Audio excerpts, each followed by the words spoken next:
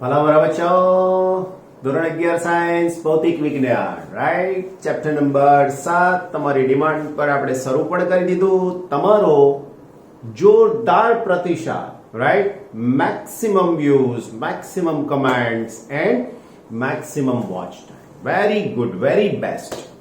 આવો રિસ્પોન્સ મજા આવે અમને. ને સેકન્ડ વિડીયો આજે તમારી સામે, સેકન્ડ લેક્ચરમાં તમારી સામે તૈયાર છીએ હું, તમે અને આપણું ફિઝિક્સ રાઈટ. સો વિધાઉટ વેસ્ટિંગ ટાઈમ આપણે સમય બગાડ્યા વગર ભૌતિક વિજ્ઞાનને આગળ વધારીએ. તૈયાર છો ને? રાઈટ. લાસ્ટ ટાઈમ આપણે બે વસ્તુ સમજાવી હતી, દ્રઢ પદાર્થ, ઘન પદાર્થ.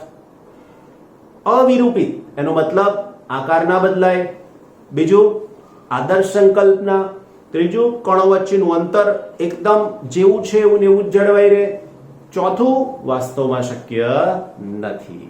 એની સામે ઘન પદાર્થને આપણે લઈ લેવાના છીએ. શેના તરીકે? દ્રઢ પદાર્થ તરીકે. ચાક ગતિ સમજાવી હતી કે દ્રઢ પદાર્થના બધા જ કણો કોઈ એક વર્તુળ માર્ગ પર ગતિ કરતા હોય, બધા જ કણો અલગ અલગ વર્તુળ માર્ગ પર, પણ એના કેન્દ્રો એક જ અક્ષ પર ફિક્સ હોય અને આખો પદાર્થ ભ્રમણ કરવાનો છે, તો આવો પદાર્થ ચાક ગતિ કરે છે એવું.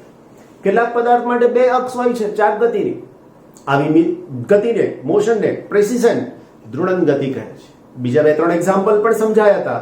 કીધું હતું કે આ વસ્તુ તમારા માટે જસ્ટ કન્સેપ્ટ છે. નાવ હવે જે થિયરી સ્ટાર્ટ થઈ છે એમાંથી નીટમાં એક પ્રશ્ન હોય છે, જેડબલઈ લેવલ થોડુંક ઉપર આવે છે, એટલે આની સાથે એપ્લિકેશન વાળા પ્રશ્નો પોસિબલ છે રાઈટ. અને હવે ધીમે ધીમે જેડબલઈ માં પ્રશ્નોની સંખ્યા ઘટતી જાય છે, નીટમાં નથી ઘટાડતા રાઈટ ને. તો નેક્સ્ટ ટોપિક વાળા બચ્ચાઓ આપણી પાસે છે દ્રવ્યમાન કેન્દ્ર. શેનું દ્રવ્યમાન કેન્દ્ર? તો કણોના બનેલા તંત્રનું દ્રવ્યમાન કેન્દ્ર સમજાવો. તો સૌથી પહેલા કન્સેપ્ટ મગજમાં ફિક્સ કરી લો. લાસ્ટ ટાઈમ એક એક્ઝામ્પલ સાથે તમારી સાથે વાત કરી હતી, યાદ છે? એક્ઝામ્પલ હતું, તમે જેમાં જમવા બેસો છો એ પ્લેટ, એ થાળી આમ ફેરવી શકો છો, ટેકવી શકો છો, યાદ છે ને? વોલીબોલ, ફૂટબોલને ટેકવી શકાય, જીવન તમારી નોટબુકને પણ ટેકવી શકાય જો ટ્રાય કર્યો તમે, હે ને? કેટલાકને સફળતા મળી ગઈ, કેટલાકને ના મળી રાઈટ, કઈ વાંધો નહીં. તો આ બધું જે કંઈ તમે ટેકવી શકો છો એ એવું બિંદુ છે કે જ્યાં પદાર્થ સંતુલનમાં રહી શકે છે. આવું જ કંઈક આવે છે દ્રવ્યમાન કેન્દ્રમાં. વ્યાખ્યા: પદાર્થનું એવું બિંદુ, પદાર્થની અંદર જ હોય એવું જરૂરી નથી એટલા માટે બોલું છું, પદાર્થનું એવું બિંદુ કે જ્યાં પદાર્થનું સમગ્ર દળ કેન્દ્રિત થયેલું કલ્પવામાં આવે, હોતું નથી, કલ્પવામાં આવે છે. ફરીથી એકવાર, દ્રવ્યમાન કેન્દ્ર એટલે પદાર્થનું એવું બિંદુ છે કે જ્યાં પદાર્થનું સમગ્ર દ્રવ્યમાન કેન્દ્રિત થયેલું કલ્પવામાં આવે છે. તો દ્રવ્યમાન કેન્દ્રની વ્યાખ્યા આવી રીતે આપી શકાય: પદાર્થનું એવું બિંદુ કે જ્યાં પદાર્થનું સમગ્ર દળ કેન્દ્રિત થયેલું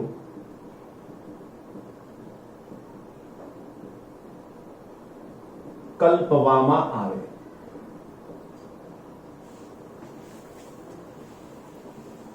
સેન્ટર ઓફ માસ કહેવાય દ્રવ્યમાન કેન્દ્રને ઇંગ્લિશમાં સીએમ. સીએમ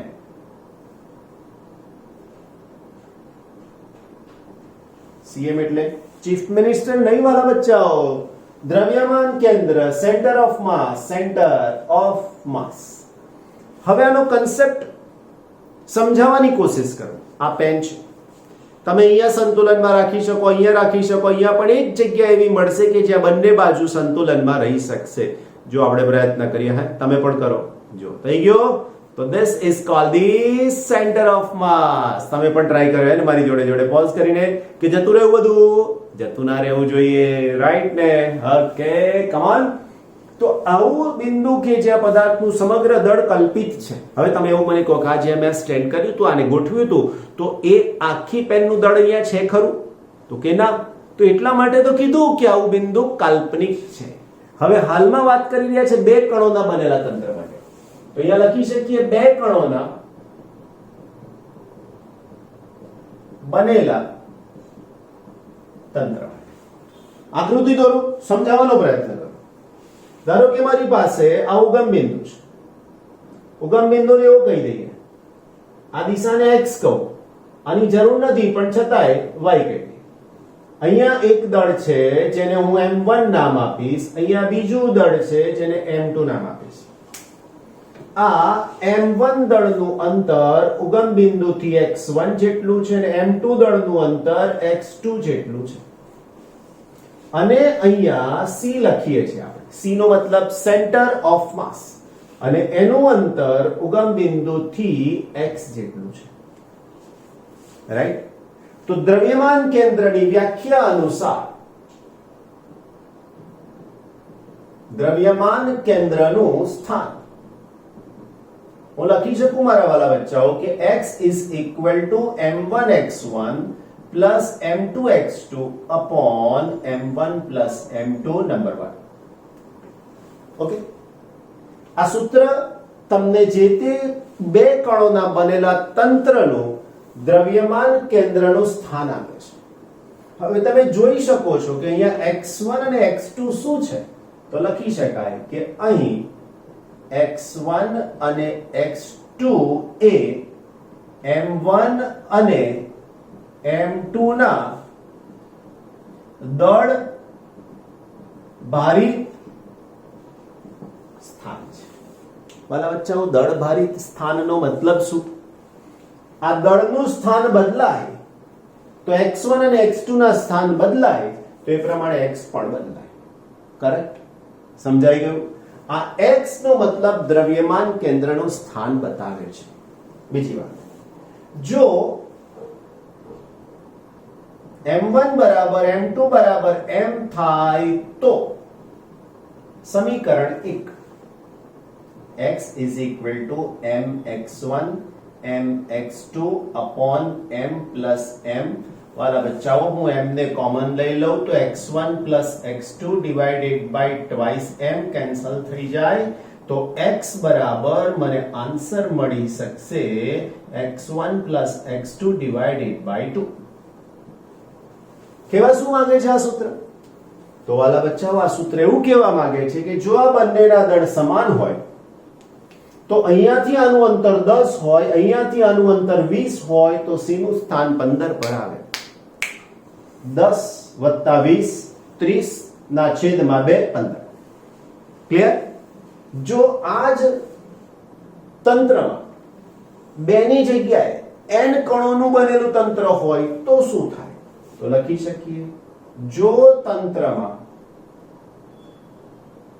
n કણો હોય તો m1 m2 up to mn તથા તેમના સ્થાન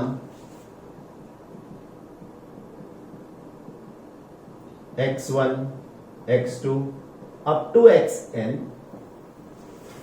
રાઈટ? હવે મારી પાસે માટે દ્રવ્યમાન કેન્દ્રનું સ્થાન શું થાય? તેનું સ્થાન થાય x is equal to, જેવું 2 માટે લખ્યું છે એવું અનંત સુધી આવે.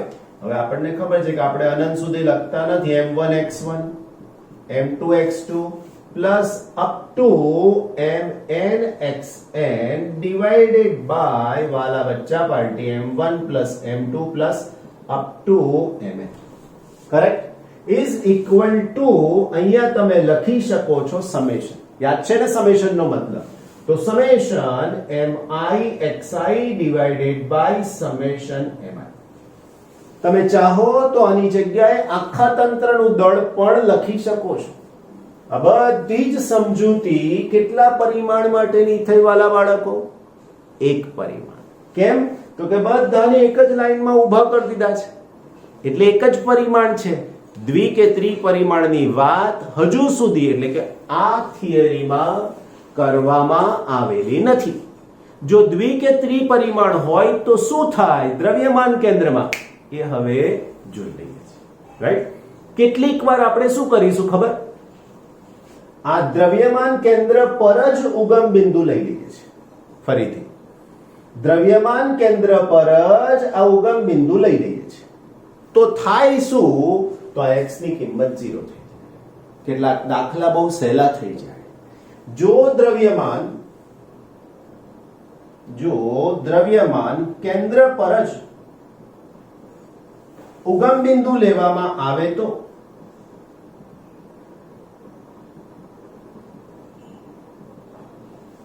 x is equal to 0.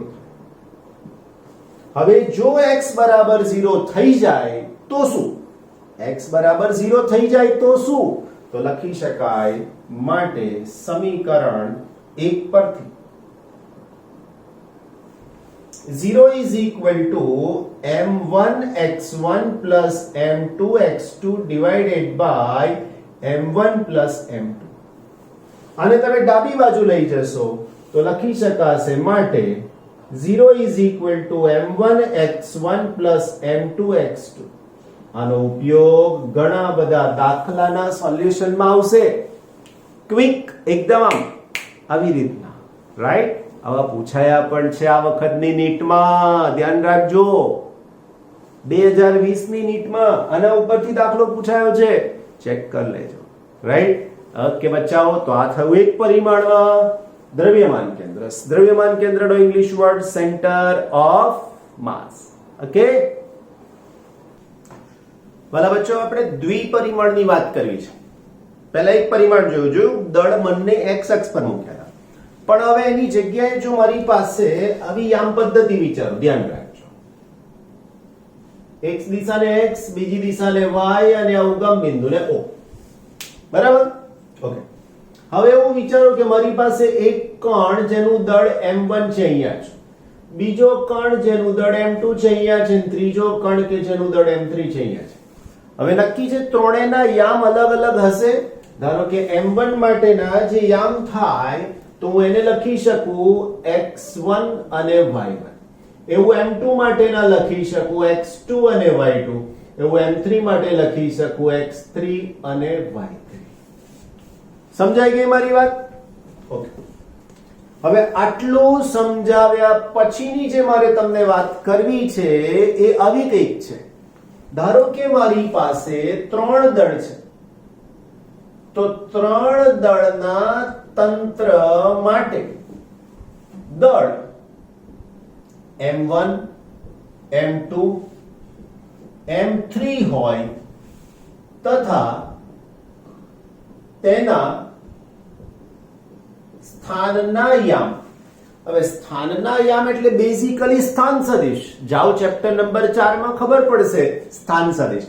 અને આની સાથે જોડી દેતા જે સદિશ બન્યો એ આનો સ્થાન સદિશ, અને આની સાથે જોડો તો m3 નો સ્થાન સદિશ, અને આની સાથે જોડો એટલે m2 નો સ્થાન સદિશ મળે. એના યામ શું હોઈ શકે? તો ત્યાં લખ્યા છે તે જ x1 y1, એવી જ રીતે x2 y2, એવી જ રીતે x3 y3 થાય. બોલો, સમજાય આટલે વાત? ઓકે. હવે આના પછીની જે સમજૂતી આપવી છે એના માટે હું કંઈક કહું છું કે આ તંત્રના દ્રવ્યમાન કેન્દ્રનો x યામ શું હોઈ શકે? દ્રવ્યમાન કેન્દ્રનો x યામ શું હોઈ શકે? તો x યામ બરાબર આ દળ અને એનો x યામ m1 x1, આ દળ અને એનો x યામ m2 x2 પ્લસ આ દળ અને એનો x યામ m3 x3 હોય, અને એના છેદમાં થઈ શકશે m1 plus m2 plus m3. આવી જ રીતે આ તંત્રના દ્રવ્યમાન કેન્દ્રનો y યામ શું થાય વાલા બચ્ચાઓ? તો એ જ રીતે જો હું સૂત્ર લખું તો y is equal to m1 y1 plus m2 y2 plus m3 y3 divided by m1 plus m2 plus m3 થાય. સમજાય ને મારી વાત વાલા બચ્ચાઓ? અને આના દ્રવ્યમાન કેન્દ્ર હવે ક્યાં છે ખબર નથી, પણ પ્રેડિક્ટિવ થઈ શકે કે અહીંયા ક્યાંક હોઈ શકે આવી રીતના. તો હવે આ દ્રવ્યમાન કેન્દ્ર થયું એટલે હું એને C નામ આપીશ અને એના યામને કહીશ xy. આવી રીતના હું એના યામ કહી શકું. તો આ પ્રમાણે એના બે યામ તમને મળી જશે. જો ત્રણેય કણના દળ સમાન હોય તો એનો મતલબ m1 is equal to m2 is equal to m3 is equal to m થાય તો શું થાય?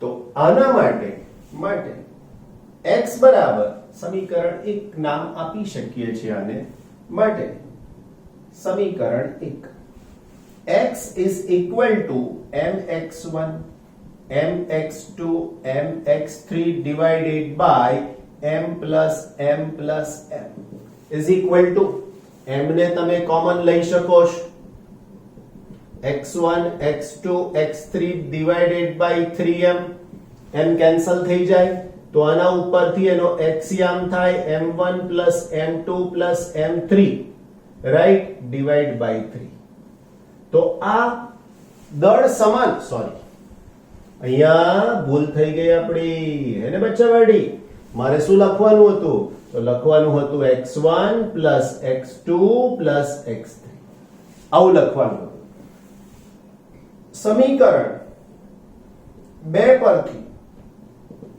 y આમ તમે કહેશો સમીકરણ 2 તો સર તમે લખ્યું નથી આ લખી દીધું તમારા માટે તો y is equal to my1 my2 અને my3 divided by m plus m is equal to m again common થઈ ગયા તો અહીંયા જવાબમાં તમને મળશે y1 plus y2 plus y3 divided by 3m m cancel થઈ જશે તો આવશે y1 સોરી y આમ લખી શકાશે y is equal to y1 plus y2 plus y3 divided by 3 બોલો બિલકુલ સમજાઈ ગઈ મારી વાત કોઈ તકલીફ તમને તો આ રીતે તમે કણોના બનેલા તંત્રમાં દ્વિપરિમાણમાં સમજૂતી આપી શકો છો અગેન એની એ જ વાત પાછી જો દ્રવ્યમાન કેન્દ્રને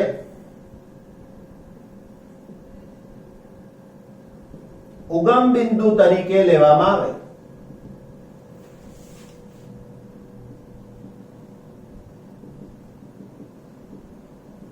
તો તેનો સ્થાન સદિશ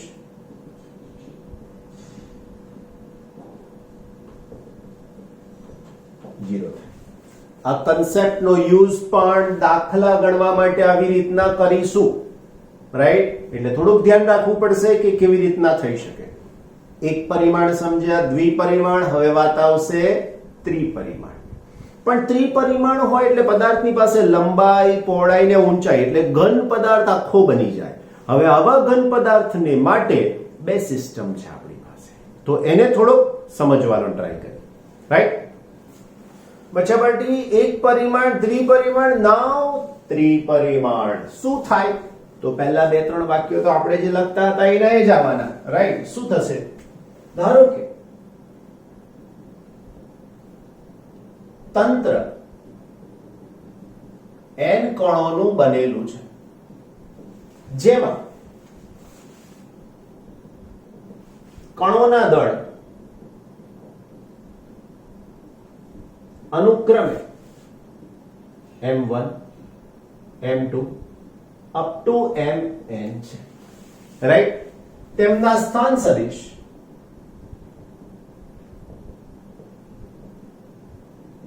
अनुक्रमे હવે તેમના સ્થાન સદિશ લખો એની જગ્યાએ તેમના સ્થાન ના યામ એવું લખો બેટર વર્ડ રાઈટ યામ अनुक्रमे હવે પહેલા માટે લખીશ તો x1 y1 z1 એના પછી બીજા માટે x2 y2 અને z2 આ z છે રાઈટ ઓકે આવું ક્યાં સુધી તો આવું થઈ શકશે xn yn અને zn રાઈટ હવે આ તંત્ર માટે આપણે લખી શકીએ કે આવા તંત્ર માટે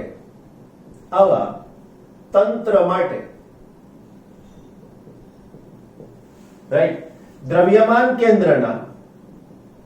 દ્રવ્યમાન કેન્દ્રનો x યામ તો હું લખી શકું x is equal to m1 x1 m2 x2 plus up to mn xn divided by m1 plus m2 plus up to mn આવું લખાય. આ માત્ર એક્સિયામ થયો.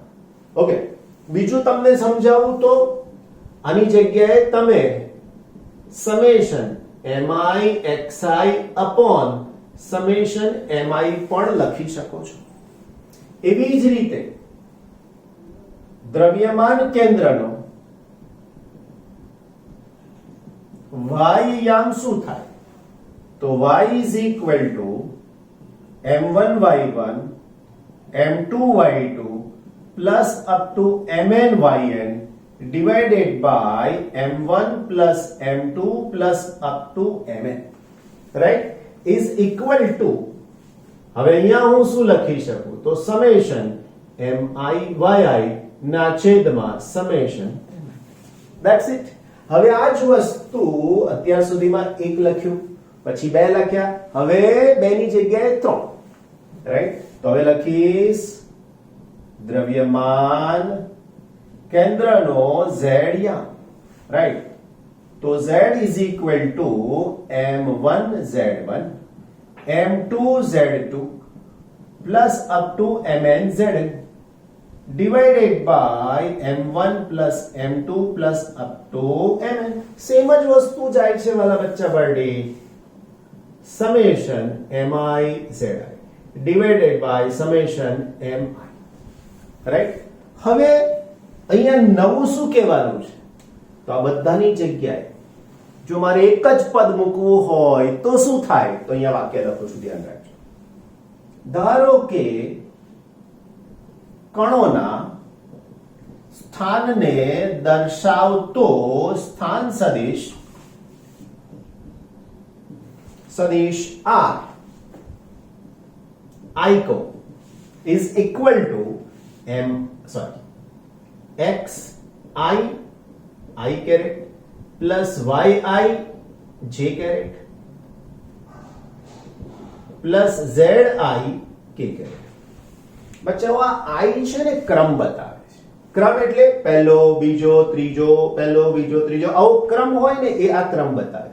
આ I ને આ ફરક છે.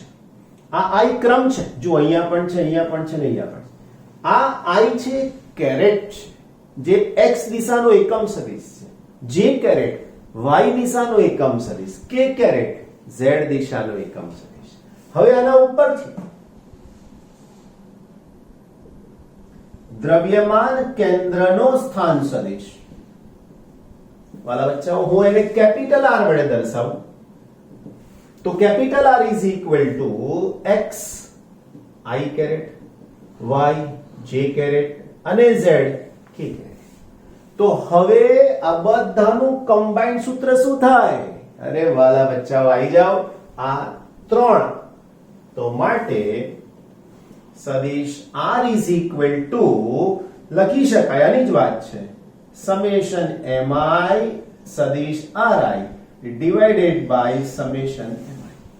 પરંતુ summation mi is equal to તંત્રનું કુલ દળ, જેને આપણે એમ કહી શકીએ. તો વાલા બચ્ચાઓ હવે મારી પાસે r નું સૂત્ર થઈ ગયું summation mi ri divided by m, that's it. બોલો, કોઈને કઈ મુશ્કેલ ના જ હોવી જોઈએ. ઓકે, હવે જે તમને તમારી ટેક્સ્ટ બુકમાં મર્યાદા પ્રમાણે જણાવ્યું છે શું છે કહું તમને? આ 1 2 3 બધું એક સાથે આપી દીધું છે, ક્યાંય છૂટું પાડવાની કોશિશ નથી કરી. હવે જો તમે એને સેપરેટ કરીને ના ભણો તો તમને ખબર ના પડે. ટીચર સેપરેટ ભણાવે, પણ આવી રીતના ડેરિવેશન જો સેપરેટ કર્યું છે ને તમે એને અલગ ના જુઓ તો તમારાથી એ કામ અલગ નહીં થાય, અને એટલે તમને થોડુંક અઘરું લાગે. બાકી ફિઝિક્સ અઘરો વિષય છે જ નહીં. ફરીથી, ફિઝિક્સ અઘરો વિષય નથી. જો મારી વાતને માનશો કે આજનું કામ આજે તૈયાર કરી જ નાખવાનું, લખી જ નાખવાનું મોડે, એમસીક્યુ પણ એની સાથે સાથે આગળના જેટલા પણ ચેપ્ટર્સ આવતા હોય બધાના કરતા જ રહો તો ક્યાંય કોઈ જગ્યાએ કોઈ જ પ્રોબ્લેમ નહીં જ આવે. રાઈટ? હવે આ થયું ત્રિપરિમાણ, એટલે ઘન પદાર્થ થઈ ગયો પણ કણોનું બનેલું તંત્ર છે. હવે આ કણ એકબીજાની બહુ જ નજીક નજીક હોય. નજીક નજીક હોય એટલે પૃથ્વી છે, ગોળો છે, ટાયર છે બસના, તમારા બાઇકના ટાયર છે, રિંગ છે, આવા બધા પદાર્થોની જો વાત કરીએ તેમાં એક કણ બીજા કણની નજીક નજીક બહુ જ છે.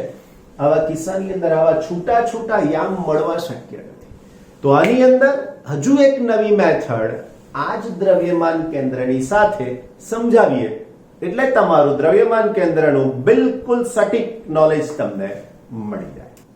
બચ્ચા માટે પાછા આપણી પાસે ત્રિપરિમાણમાં ઘન પદાર્થનું દ્રવ્યમાન કેન્દ્ર નક્કી કરવાની સૈદ્ધાંતિક રીત. હમણાં જ એક્ઝામ્પલ આપ્યા, બસનું ટાયર, પૃથ્વીનો ગોળો, રાઈટ, રિંગ. આ બધા ઘન પદાર્થોમાં કણ એકબીજાની બહુ જ નજીક છે. તો આવા કિસ્સાની અંદર બીજો એક વર્ડ આપણી ટેક્સ્ટ બુકમાં છે ફ્લાયવ્હીલ. મુક્ત રીતે ભ્રમણ કરી શકે એવું ચક્ર, લાઈક જે કારના વ્હીલ છે, બાઇકના વ્હીલ છે, એને કોઈ સપોર્ટ નીચે નથી રાખવાનો, માત્ર બે એંગલનો સપોર્ટ, જે છે બે એંગલથી તમારું સ્ટીયરિંગ હાથમાં પકડી રહ્યા છો એ એંગલનો જ સપોર્ટ એને ઊંધું કરી દેવાનો, રાઈટ, અને ફરી શકે છે, ફ્લાયવ્હીલ જેવું થઈ જાય, રાઈટ. તો એની આપણે અહીંયા ઘડી વાત કરી રહ્યા છીએ. ઘન પદાર્થનું દ્રવ્યમાન કેન્દ્ર નક્કી કરવાની, સૈદ્ધાંતિક રીતે નક્કી કરવાની રીત સમજાવી રહ્યા છીએ. આકૃતિની જરૂર નથી, પણ મારે તમને આકૃતિથી થોડુંક સમજાવવું છે એટલા માટે આકૃતિ મેં ડ્રો કરી છે. મારી પાસે આવો કોઈ પદાર્થ છે, હું સમજી લો. આ પદાર્થની અંદર નાના નાના એવા બધા બહુ જ દળ લઈ રહ્યો છું, બરાબર. આવા આ જે નાના નાના દળ લઈ રહ્યો છું એના દળને નામ આપી દઈએ dm1, dm2, dm3. આવા બધા બહુ દળ છે. આ પહેલું છે એનો સ્થાન સદિશ જેને હું r1 કહું, બીજું છે એનો સ્થાન સદિશ એને r2 કહું, ત્રીજું છે એનો સ્થાન સદિશ એને r3 કહું. તો આવા સ્થાન સદિશ અનુક્રમે અલગ અલગ મને મળી રહ્યા છે, isn't it? હવે આ જે સ્થાન સદિશ મને મળી રહ્યા છે વાલા બચ્ચાઓ, એ સ્થાન સદિશની સાથે સંકળાયેલી જે મારે તમને વાત કરવી છે એના માટે સૌથી પહેલા હું અહીંયા જે નાના નાના કણોની સાથેના દ્રવ્યમાન કેન્દ્રની જે આપણે વાત કરી હતી એની સાથેની ચર્ચા કરું.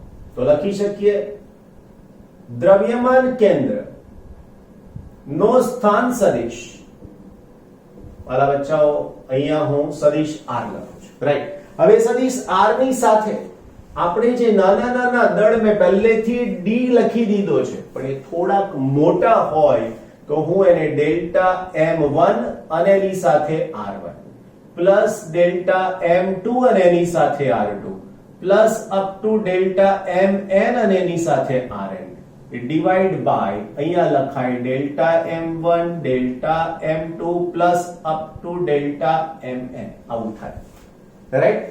હવે જો મારે આમાંથી માત્ર આનો એક્સિયામ લખવો હોય તો શું થાય? સદિશ r નો એક્સિયામ તો અહીંયા લખી શકું એક્સિયામ શેનો?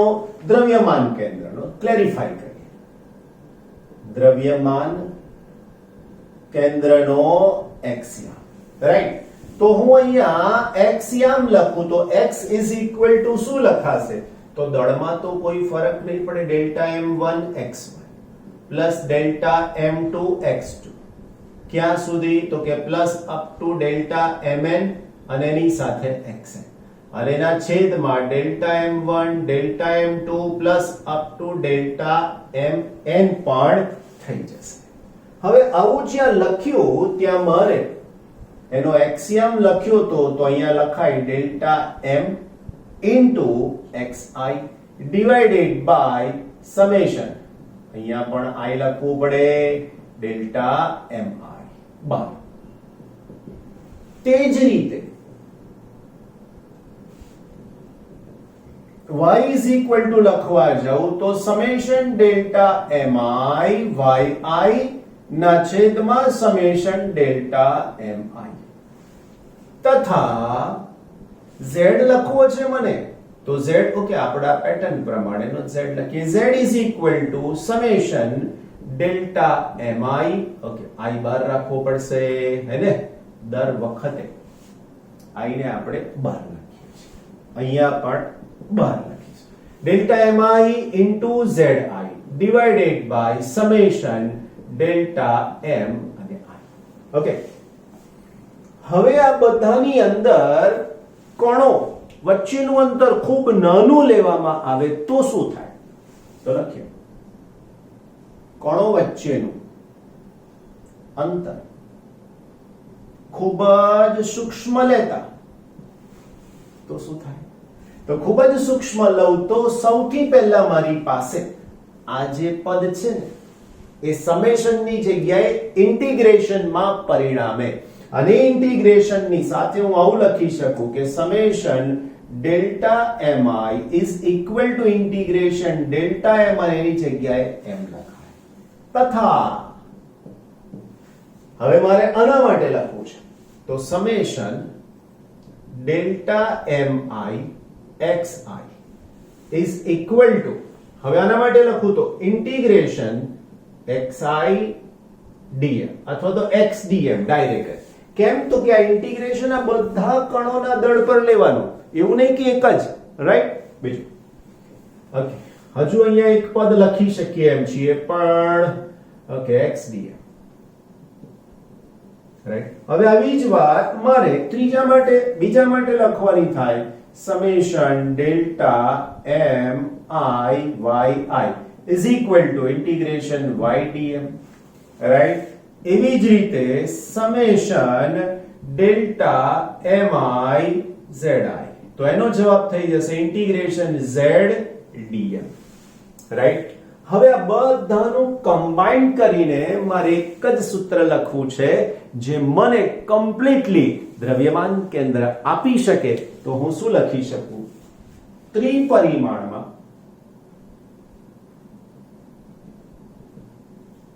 દ્રવ્યમાન કેન્દ્રનો સ્થાન સદિશ, વાલા બચ્ચાઓ આજ લખીશ, r is equal to integration આ બધાની જગ્યાએ સદિશ r dm divided by integration dm is equal to integration, ધ્યાન રાખજો હો, integration સદિશ r dm અને અહીંયા આવશે 1/m. આ જે જવાબ આવ્યો ને ઇન્ટિગ્રેશન dm નો, એ આ યુઝ કર્યો આપણે વાલા બચ્ચાઓ, હે ને? કુલ દળ કહેવાય તંત્ર. હવે આના ઉપરથી મારે એક્સિયમ લખવો છે તો શું થાય? માટે દ્રવ્યમાન કેન્દ્ર માટે હવે એનો એક્સિયમ તો કે અહીં r ની જગ્યાએ x લીધો તો 1/m નહીં બદલાય, ખાલી r ની અંદર આવશે ઇન્ટિગ્રેશન x dm. આવું જ મારે y માટે લખવું છે તો y is equal to 1/m integration y dm. આવું જ મારે z માટે લખવું છે તો z is equal to 1/m integration z dm, right? તો આ ત્રણે ત્રણ પદ એક સરસ રીતે આપણે લખ્યા. પાછી પેલી વાત તો કરવાની જ વાલા બચ્ચાઓ. કઈ વાત?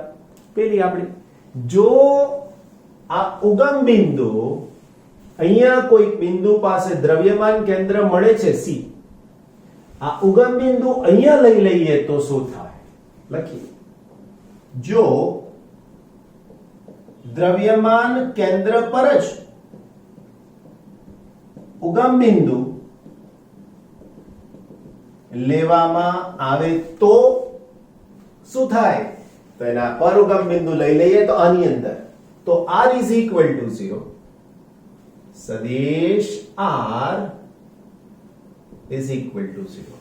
હવે જો સદિશ r 0 થઈ જાય તો આ m ડાબી બાજુ આવે તો એ પણ 0 થઈ જાય તો is equal to integration સદિશ r dm, આવું લખાય. માટે આના બરાબર ને આના બરાબર પણ 0 લખાય. માટે ઇન્ટિગ્રેશન x dm બરાબર ઇન્ટિગ્રેશન y dm બરાબર integration z dm is equal to પણ 0 થાય. તો આપણી જર્ની દ્રવ્યમાન કેન્દ્રની બહુ જ સરસ રીતે આપણે અહીંયા પૂરી કરી. દ્રવ્યમાન કેન્દ્રનો કાર્યક્રમ પૂરો થઈ ગયો છે હું નથી કીધો, હજી તો બહુ બધું આગળ આવવાનું છે. પણ જર્ની એટલે એક પરિમાણ સમજાયું, દ્વિપરિમાણમાં સમજાયું અને ત્રિપરિમાણમાં દ્રવ્યમાન કેન્દ્ર કેવી રીતે શોધી શકાય એની સમજૂતી આપી. આપણી ટેક્સ્ટ બુકમાં બધું સળંગ આપી દીધું છે, એટલે તમને એવું લાગે કે નથી સમજાતું. Not like that. Follow this things. આ રીતને અનુસરશો, વચ્ચે ફિઝિક્સના વાક્યો મૂકતા જવાના. એ વાક્યો મૂકો એટલે સરસ રીતે સમજાઈ જાય. હવે ઘણાનો આગ્રહ એવો હોય છે કે સર તમે આ જે લખો છો એ બધું હવે લખીએ તો માર્ક્સ મળે? ના. એની અંદર ફિઝિક્સ જે હું બોલી જઉં છું એ ક્યાં છે એ ઉમેરવું પડે, તો પૂરા માર્ક્સ તમને મળે. એટલે લખવાનો આગ્રહ આ તો ખરો જ, પણ વચ્ચે ફિઝિક્સ ઉમેરતા જવું પડશે, તો તમારું કામ સરસ રીતે થશે, બાકી અધૂરું રહે. રાઈટ? ઓકે. તો આ પ્રમાણે લખવાનું, વચ્ચે ફિઝિક્સ ઉમેરતા જવાનું, એટલે તમારું કામ દોડશે, માર્ક્સ પૂરા મળશે. Okay, take care.